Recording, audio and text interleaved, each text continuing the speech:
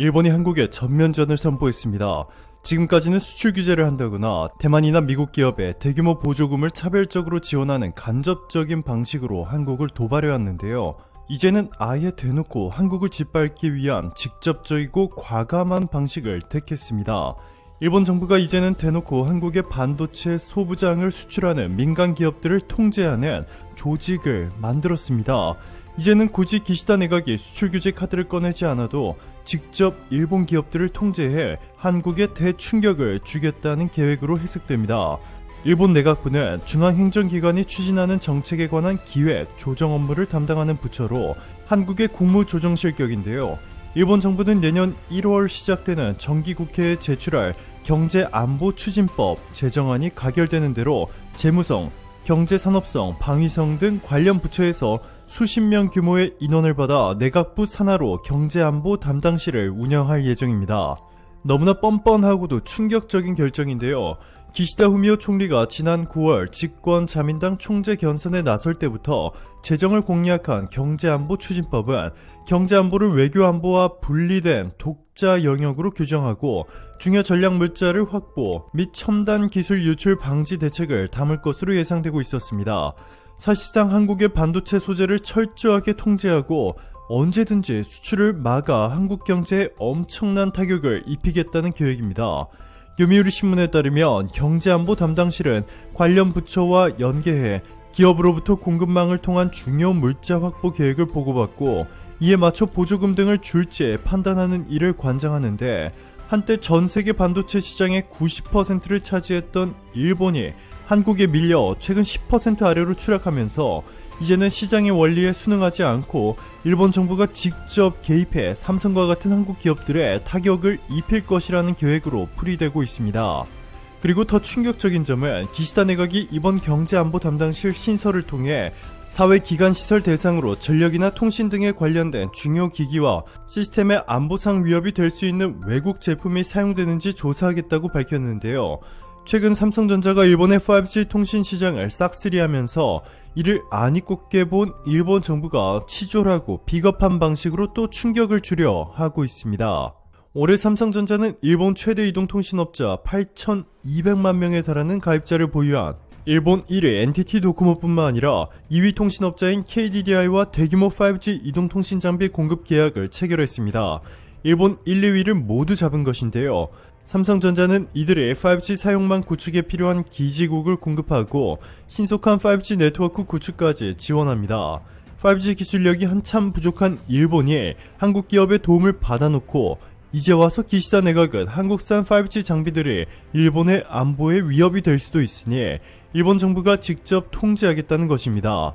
마치 미국이 중국의 화웨이 5G 장비의 수입을 금지한 행위를 그대로 베껴 따라한 듯한데요.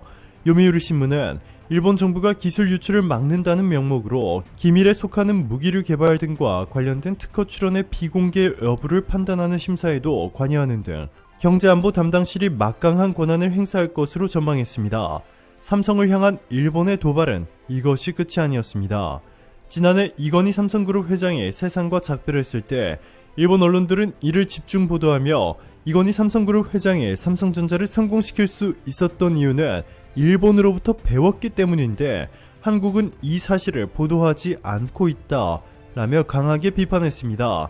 일본 고구 성향 매체 데일리 신초는 한국 언론은 이 회장의 부고를 전하며 연일 그의 기업 경영 수완을 치켜세우고 있지만 그가 일본에서 배우고 자란 것에 대해서는 전혀 언급이 없다 라고 29일 보도했습니다. 데일리 신초는 세계적인 브랜딩 전문회사 인터브랜드가 발표한 2020년 베스트 글로벌 브랜드에서 삼성전자의 브랜드 가치는 약 623억 달러, 하나로 70조 원으로 애플, 아마존, 마이크로소프트, 구글에 이어 5위를 차지했다며 그런 IT 제국을 이끌어온 이건희 회장을 말할 때 일본을 빼놓을 수 없다 라고 주장했습니다. 데일리 신초는 대표적인 사례로 불량제품 화형식을 거론했는데요.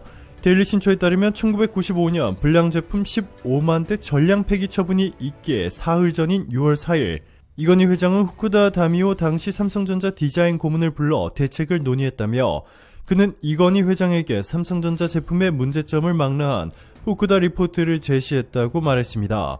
데일리 신촌은 이어 삼성의 품질 우선 정책은 이때부터 본격화됐다고 설명했습니다. 즉 한국의 삼성은 일본의 도움 없이는 하자 많은 하류 제품일 뿐이라고 주장하고 있는 것입니다. 자, 그런데 이렇게 일본에 가만히 당하고 있을 한국이 아니었습니다. 최근 삼성의 엄청난 반격이 나오면서 일본 대기업들이 한순간에 몰락할 위기에 처해버렸는데요. 애플의 아이폰에는 72만원의 보조금을, 소니의 엑스페리아에는 52만원의 보조금을 뿌리던 일본이 삼성에만 17만원이라는 유독 낮은 보조금을 지원하며 대놓고 차별한 일본. 이 때문에 일본에서는 애플이 압도적인 점유율을 차지하는 가운데 우리는 구경조차 해보지 못한 소니와 샤프의 스마트폰들이 일본 시장을 장악하고 있었습니다. 삼성의 갤럭시는 거의 팔리지 않았죠. 자, 그런데 일본의 한국 차별 정책에도 삼성이 해냈습니다. 올해 MM 리서치 인스티튜트가 공개한 일본 내 스마트폰 점유율을 보시면 60%에 육박했던 애플의 점유율은 45%로 내려앉았고, 삼성의 점유율은 어느덧 10%를 돌파하며 소니 그리고 샤프와 동일한 수준으로까지 성장했습니다. 이것이 얼마나 대단한 성과냐면 이제는 일본인들조차 48만원에 살 수 있는 일본산 소니의 엑스페리아 대신 100만원에 육박하는 삼성폰을 사기 시작했다는 것입니다. 이렇게 큰 보조금 차이에도 불구하고 디자인과 성능 차이가 너무 심하게 나기 때문에 이제는 한국산 스마트폰을 쓸 수밖에 없는 상황이 된 것이죠. 게다가 최근 삼성이 일본에 출시한 갤럭시 A22 5G가 일본인들 사이에서 돌풍을 일으키면서 일본 스마트폰 업체들은 한순간에 파산할 위기에 몰릴 수 있다는 분석이 나오고 있습니다. 그렇지 않아도 글로벌 시장에서 삼성과의 경쟁에 밀려 이렇게 판매량이 급감한 소니. 2014년 4천만 대에 육박하는 스마트폰을 판매했던 소니가 지난해에는 고작 290만 대 판매에 그쳤습니다. 그나마 일본 정부가 일본에서 스마트폰을 판매할 때 말도 안 되게 큰 보조금을 지원해준 덕분이었는데, 이번에 삼성전자가 일본에 출시한 갤럭시 A22의 가격은 22만 9천원입니다.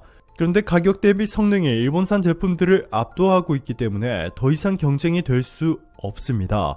소니뿐만이 아닙니다. 세계 TV 시장을 장악했던 일본의 대표적인 전자기업들이 최근 완전히 몰락했습니다. 샤프는 2016년에 대만 폭스콘에 팔렸고, 도시바도 2018년 중국 하이센스에 TV 사업부를 매각했습니다. 히타치도 삼성과의 경쟁에 밀려 TV 생산을 중단했는데요. 지난달에는 일본의 마지막 남은 미쓰비시가 TV 시장에서 완전히 철수하겠다는 충격 발표를 했습니다. 일본 기업들이 PDP와 브라운 기술에 집착할 때 삼성은 LCD와 OLED의 기술 혁신을 이뤄냈고, 과감한 투자로 전세계 곳곳에 대규모 생산 설비를 갖춘 공장을 지은 덕분에 가격 또한 혁신적으로 낮출 수 있었습니다.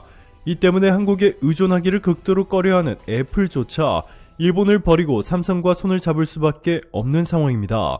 애플이 삼성 의존도를 낮추기 위해 수천억 원을 투자해 길들인 일본의 자펜 디스플레이도 이제는 과감하게 버리고 삼성전자와 손을 잡을 만큼 한국과 일본의 기술 격차는 심각하게 벌어졌다는 것이 증명됐습니다. 한국이 이렇게 막강해질 동안 일본이 얼마나 빈약해졌는지는 최근 미국과 일본의 외교장관 회담에서도 확실히 증명되는데요. 하야시 요시마사 일본 외무상이 토니 블링컨 미국 국무장관에 계속해서 일본과 미국의 동맹 관계는 매우 중요하다라고 강조하자, 토니 블링컨 미국 국무장관은 한미일 관계가 중요하다라고 답변해 일본에 크나큰 충격을 주었습니다.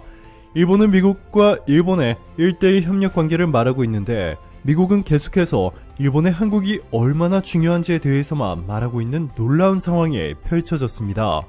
오늘도 감사합니다. 최고로 멋진 하루 보내시길 바랄게요.